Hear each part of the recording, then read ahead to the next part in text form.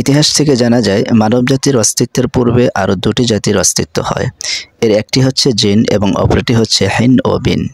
হিন ও বিন সম্পর্কে যতটুকু জানা যায় তার সারসংক্ষেপ হচ্ছে, মহান আল্লাহ সুবহানাহু ওয়া তাআলা জিন জাতির বহুকাল পূর্বে এই জাতিকে সৃষ্টি করে পৃথিবীতে বসবাস করতে দিয়েছিলেন। পরবর্তীকালে তাদের মধ্যে নাফরমানির মাত্রা বেড়ে যায়। আল্লাহ তাআলা ইচ্ছে করেন হিন ও বিন জাতির পরিবর্তে জিন জাতি দ্বারা পৃথিবী আবাদ করতে। তাই হিন ও বিন জাতির পরে আল্লাহ সুবহানাহু ওয়া তাআলা জিন জাতিকে সৃষ্টি করেন। এবার জমিন আবাদ হচ্ছে জিন জাতি দ্বারা। কালক্রমে জিন ও হিন বিন এর মধ্যে তুমুল সংঘর্ষ ও যুদ্ধ হয়। যুদ্ধে হিন ও বিন জাতির শোচনীয় পরাজয় হয় এবং তারা ব্যাপক হারে নিহত হয়। কিছু সংখ্যক হিন ও বিন জীবন বাঁচাতে পাহাড় পর্বতে আশ্রয় গ্রহণ করে। কেউ কেউ মনে করেন পবিত্র কোরআনে বর্ণিত ইয়াজুজ ও মাজুজ জাতি হলো হিন ও বিন জাতি।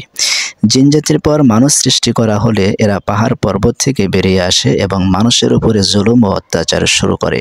বাদশাহ জুলকারনাইন তাদের অত্যাচার থেকে বাঁচাবার জন্য দুই পাহাড়ের মাঝখানে এক প্রকাণ্ড প্রাচীর নির্মাণ করে তাদেরকে আটকে দিয়েছিলেন।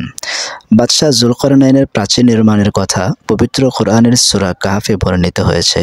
দ্রষ্টব্য আল বিদায়া ওয়ান নিহায়া খণ্ড 1 পৃষ্ঠা 128।